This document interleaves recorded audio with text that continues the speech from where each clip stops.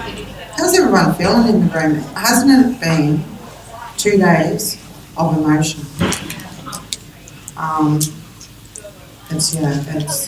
It's so difficult for us to sit in this room, but this is reality. Reality. I want to take this opportunity to thank Meg for this, honestly, Meg. Every year I say, you are a mentor of mine, you're an inspiration of mine. I sincerely thank you for taking on this fight to get all these people together with their knowledge. And it's a fight for my people, and I sincerely thank you for that.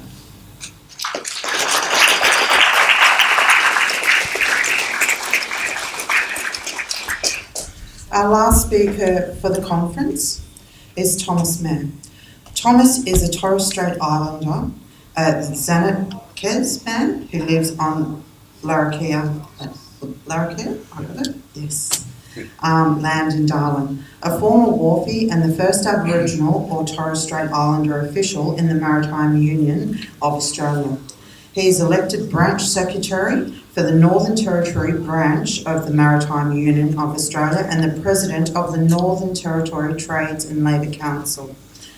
Thomas was elected from Darwin Dialogue on Constitutional Reform to participate in the Uluru Convention.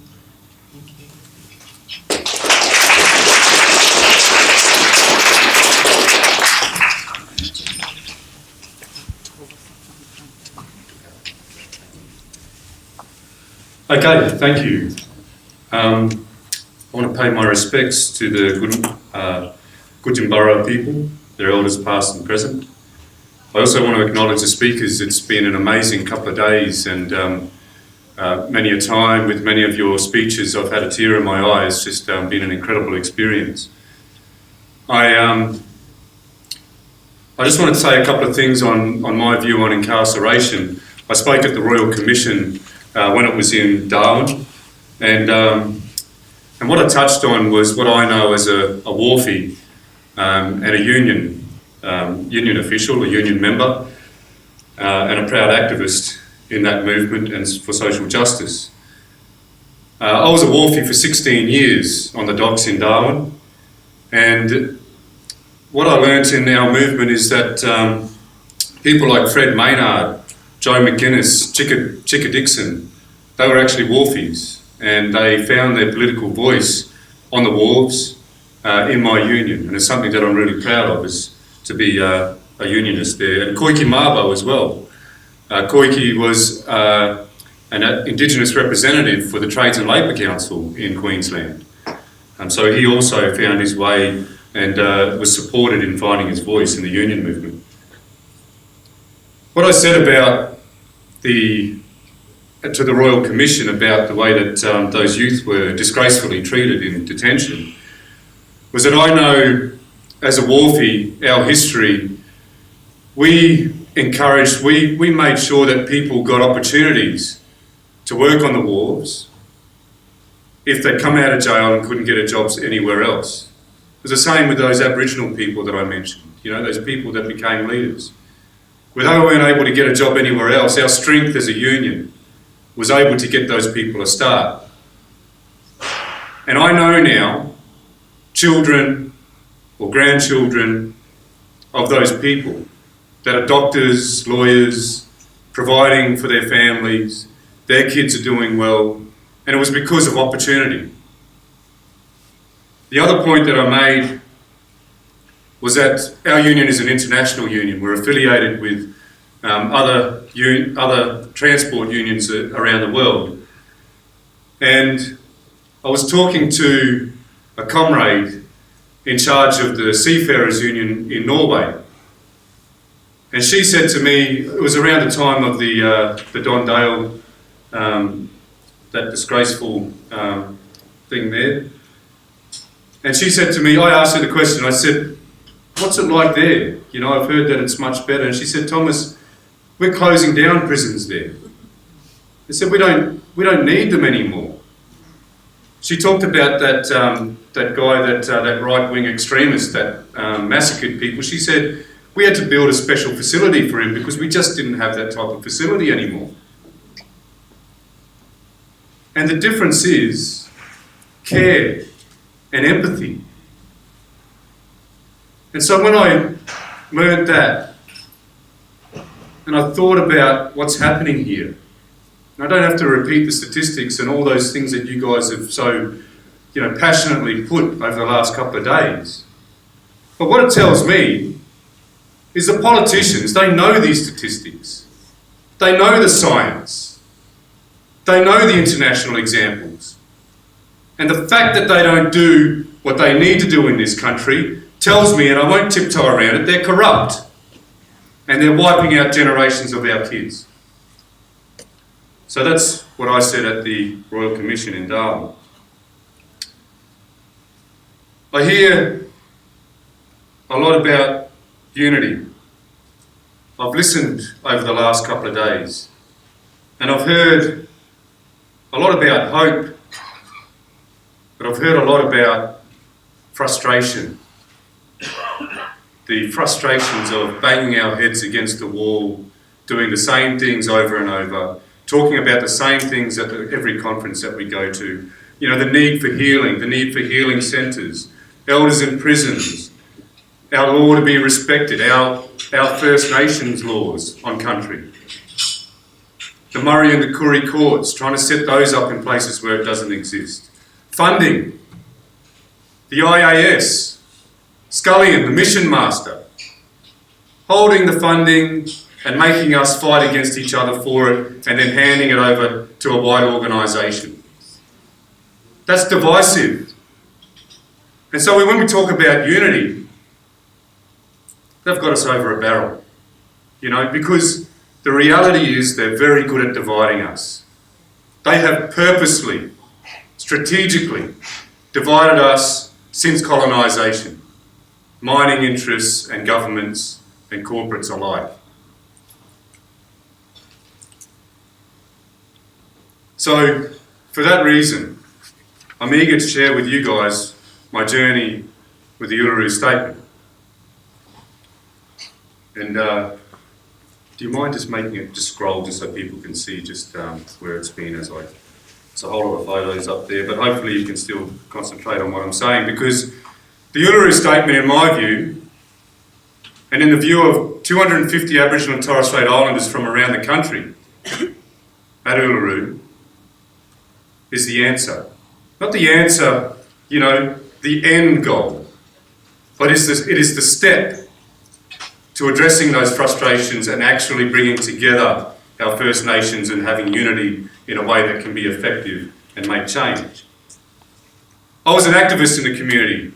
As a unionist, I reached a point where I thought I needed to do more in the community with the skills that I had learnt on the wharves and as a union official, negotiating agreements and mobilising for our members. We occupied offices, we had rallies. I went to the first action for the community closures, the WA community closures, in reaction to that.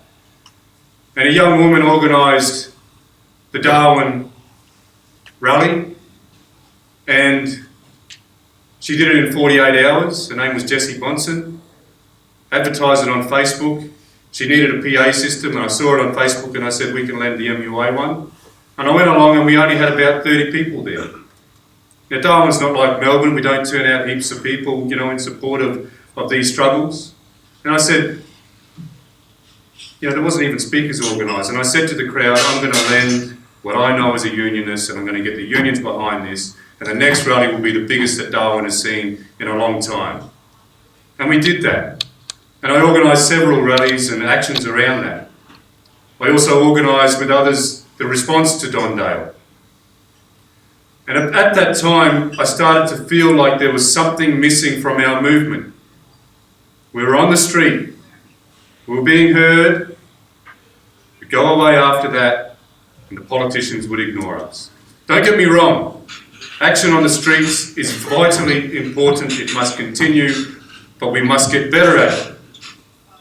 But I felt like we were missing something, and it was good timing, because it was about that time that I was invited to a Darwin dialogue on constitutional recognition.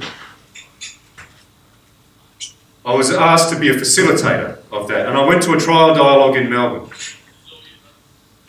And at the trial dialogue, there were all of the local co-chairs, a male and female from each of the 12 regions, and the 5 facilitators from each of those regions, and we trialled the dialogue, a 3-day dialogue.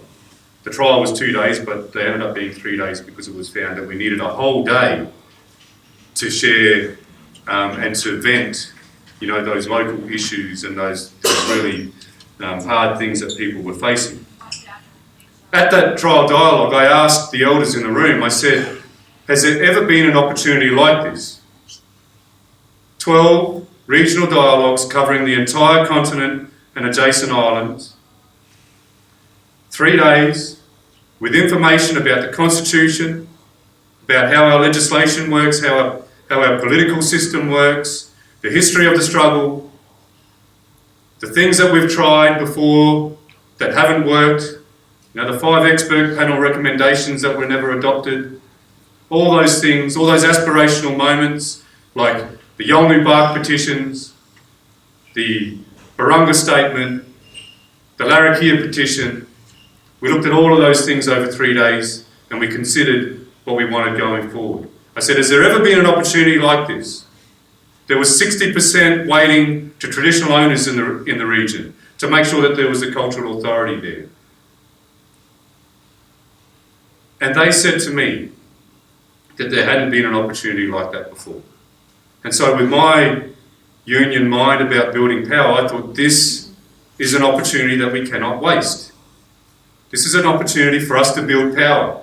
And if we can get a consensus, a national consensus, then we'll have something to go out and fight for. The dialogues had an accurate record of meeting read back to the 100 participants. There could only be 100 participants because it was a deliberative process, but like I said, there was a formula applied.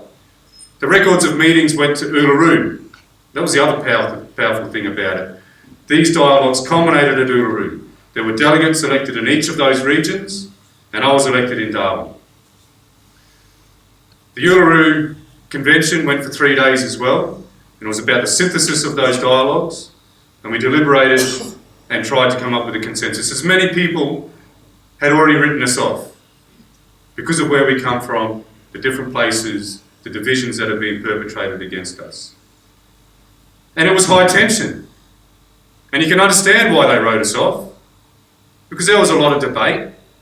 On the second day of the 3 days, 7 delegates walked out and around 13 supporters, because Aboriginal and Torres Strait Islanders from around the country that weren't delegates rocked up there. Some went to protest, you know, some went because they wanted to participate. And the first order of business was to get them in the room. Anybody of Aboriginal and Torres Strait Islander descent that's outside, come in. Let's have this big meeting. We knew they were going to walk out. And they walked out into a big media scrum. They had a different view. And they were outnumbered in what their views were. But that's their right. We're not a homogenous people. But the important thing was, around 250 Aboriginal and Torres Strait Islander people from all around the country remained in the room for the rest of that second day. And on the third morning, Professor Megan Davis read out the Uluru Statement from the Heart for the first time. And it was a moment that I'll never forget. It's the reason why, not only because I believe in what it calls for, but it is the reason why I fight so hard for this. It was a constitutional moment, the experts say. The entire room stood as one and endorsed the Uluru Statement from the Heart with standing acclamation. There was not one amendment. And if you can imagine, I mean, I'm sure you've all drafted documents. You know, drafting a document with one other person is hard enough. 250 of our people from all around the country, with those different backgrounds, youth and elders, endorsed this statement with one reading. I saw people that had been in passionate debate against each other, embracing each other, with tears in their eyes. It was such a moment of hope. I'll read the statement now if I can ask a couple of volunteers to hold it for me.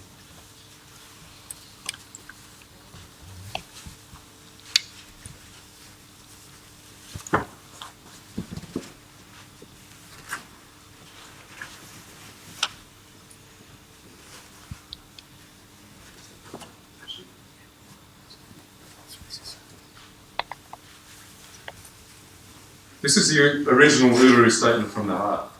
This is the canvas. Uluru Statement from the Heart.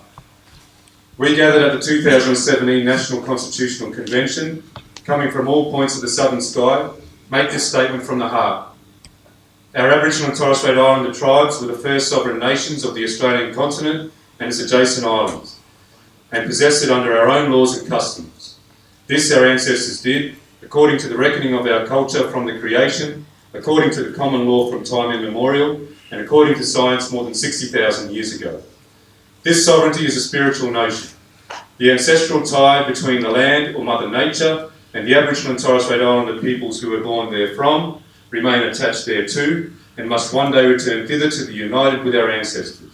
This link is the basis of the ownership of the soil, or better, of sovereignty. It has never been ceded or extinguished, and coexists with the sovereignty of the Crown. How could it be otherwise? That peoples possessed the land for 60 millennia and this sacred link disappears from world history in merely the last 200 years? With substantive constitutional change and structural reform, we believe this ancient sovereignty can shine through as a fuller expression of Australia's nationhood. Proportionally, we are the most incarcerated people on the planet. We are not an innately criminal people. Our children are alien from their families at unprecedented rates. This cannot be because we have no love for them, and our youth languish in detention in obscene numbers. They should be our hope for the future. These dimensions of our crisis tell plainly the structural nature of our problem. This is the torment of our powerlessness. We seek constitutional reforms to empower our people and take a rightful place in our own country. When we have power over our destiny, our children will flourish. They will walk in two worlds, and their culture will be a gift to the country. We call for the establishment of a First Nations voice enshrined in the Constitution. Makarrata is the culmination of our agenda, the coming together after a struggle. It captures our aspirations for a fair and truthful relationship with the people of Australia and a better future for our children based on justice and self-determination. We seek a Makarrata Commission to supervise a process of agreement making between government and First Nations and truth-telling about our history. In 1967 we were counted, in 2017 we seek to be heard. We leave base camp and start our trek across this vast country. We invite you to walk with us in a movement of the Australian people for a better future. That's the Uluru Statement from the Heart.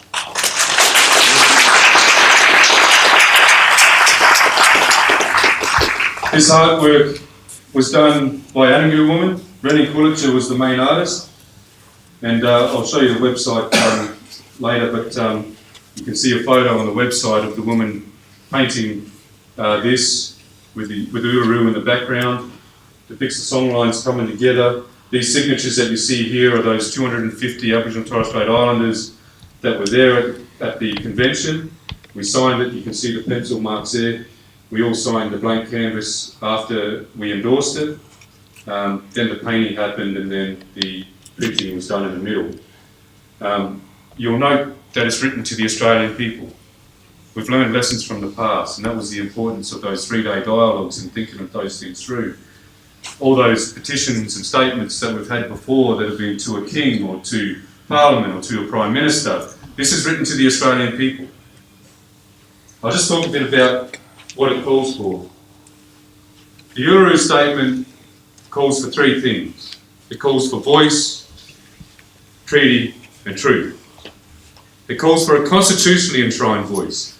The dialogues said on the matter of constitutional recognition, we are not interested in symbolic constitutional recognition. We do not want to be in your constitution if it is just going to be some poetic words. But what we want is power. The power to self-determine, those things that Arnie said, the power to change and to make our own decisions. So it learnt the lessons of the past. Arnie also mentioned ATSIC. The only reason we want it constitutionally enshrined is because of the weight of the Australian people, because it's through a referendum, but also because we learnt with ATSIC that we must protect what we build. If we have a representative voice, it must be protected so it can be unapologetic in representing our people. It calls for a First Nations representative voice because it must be accountable to the First Nations. legitimate, accountable leadership. Not people that are chosen by the Prime Minister anymore. Not people that are chosen by the media, but people that we choose. And that is what the Uluru Statement calls for. The treaty and the truth is through the Makarrata Commission. That is what that will do. The truth-telling was not part of the 5 workshops in the dialogues. The workshops were based on the expert panel recommendations and treaty making. Truth, especially on the first day, was called for in all of the dialogues. Our people want the truth to be told, and that's what that's about. There is already good work being done on that, but this seeks to put some national coordination and framework behind it and some resources. The voice links to the truth, because it's no good just telling the nation what the truth is. A lot of them already know it. A lot of them don't care. But you need a powerful voice to use that truth, to get the self-determination that we want, to get control of services, to be leveraged when we do treaties. Now, the Makarrata Commission also is about agreement making. We need to keep in mind, now most of the people around the country were for treaty, but treaty making right now is being done between the state and the First Nation or First Nations. And the state doesn't hold all of the strings. The Commonwealth has powers that the state does not have. So we need to be smart about that. It's like I come from the union movement. We're not going to negotiate an agreement with no members in the joint and expect to get what we want. So I get a bit frustrated when mobs say, all we need is a treaty. A treaty is an agreement. We need to be able to negotiate. And the government is a bloody powerful organisation. And so we need framework, we need solidarity, we need a collective of First Nations to help each other to get good outcomes from treaties and then protect what's in those treaties. Because the international experience is they're broken.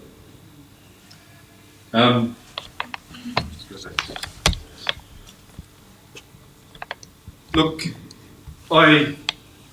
after Uluru, it's one thing to have these aspirational moments at conferences or conventions. It's another thing to go out and fight for it then. I talked about unity earlier because, you can talk about unity all you like, but you've got to put the work in. That's one of the reasons why I think this voice is so important. The questions have been asked about how we unite, how we do things better, how we force the government's hands, how we punish the bad decision makers. This First Nations voice, and you hear some people bag it because it won't have the right to veto, because it'll be advisory. That's just a reality. Because we're not going to get a right to veto. Parliament won't even support a bill to a referendum for a voice like this. But the importance of it is not that it will have some legal right to veto. The importance is the collective strength of First Nations coming together with authorised leadership that are accountable to their people. That's the strength. So don't get lost on that advisory argument. Now, I first saw this at Gama, after it was painted and everything, in August last year, and I saw how powerful this looks. And I knew, I could feel it, Turnbull was flip-flopping around at Gama there, and I thought, we're going to have this people's movement. We are going to need to put the pressure on. And so I've started travelling with this, and with the support of my union, the Maritime Union, they've covered most of my travel and accommodation. I've been travelling with this pretty much non-stop for 10 months. I've hardly been home. And those photos that are, sort of shows just some of where I've been. And everywhere I've gone, hope has grown, it's built. I think the momentum is really starting to pick up. We've had the AMA come out in support, the barristers, the legal professions.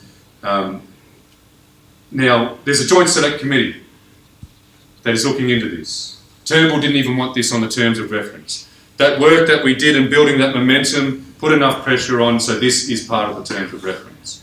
Okay? Turnbull dismissed this in October last year. But we're not taking no for an answer. We can't take no for an answer. I talked about those other petitions and statements of the past. This is written to the Australian people. We will not take no for an answer. 1,300, around 1,300 Aboriginal and Torres Strait Islander people poured their hearts and souls into this. We cannot let it go. We need to break through the misinformation that some people are saying on both extremes and say this is one thing that is not going to gather dust in the halls of Parliament or in a museum. We are going to achieve what it calls for, and it will only rest when we achieve it. So I hope that coming out of this conference, and you may even consider a resolution from me, I hope I'm not being too cheeky, but seriously, please go out there, do everything that you can. Social media is really powerful at this point. This is not a resource campaign. The government has rejected it. There's no money in this, but we must fight for this, not because it is the end answer, but because it is a step to self-determination and genuine unity. Thank you.